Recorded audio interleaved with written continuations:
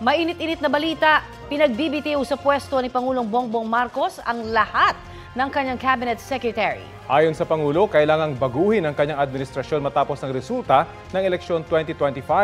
May ulat on the spot si Ivan Mayrina. Ivan? Connie, Rafi, hanggang ngayong alas 11 ng umaga, hindi bababa sa 20 miyembro ng gabinete ni Pangulong Bongbong Marcos ang nagpahayag na ng tandaan o di kaya naghain na ng kanilang courtesy resignation. Itinulad nga ng utos si Pangulong Bongbong Marcos na inanunsyo ng kanyang umaga na magbitiw ang lahat ng miyembro ng gabinete para i-recalibrate anya ang administrasyon at ituon ang trabaho ng gobyerno para tugunan ang agarang pangangailangan ng publiko.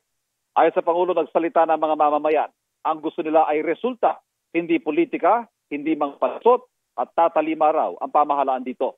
Kasunod dito ay susuriin ang performance ng mga kalihim at dito ibabase ang desisyon kung sino-sino ang mga mananatili sa gabinete ng Pangulo. Hindi raw ito patungkol sa personalidad kundi sa performance sa gabinete at kung akma pa sila sa mga bagong prioridad ng pamahalaan. Pagsiguro naman ng Pangulo, hindi maantala ang serbisyo ng gobyerno habang wala pa mga pinuno ang mga departamento. Hudyatan niya ito ng bagong yugto ng kanyang administrasyon para mas mabilis at mas tutok sa pagtugon sa pangangailangan ng mga tao.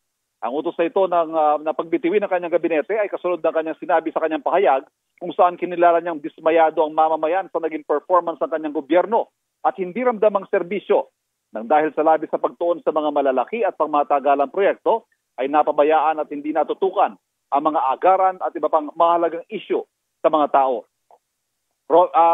Connie, Rafi, sa ngayon ay natabayan na natin ang press briefing ni Palace Press Officer Claire Castro para sa iba pang detalye ng kautusan ito ng Pangulo. Connie, Rafi?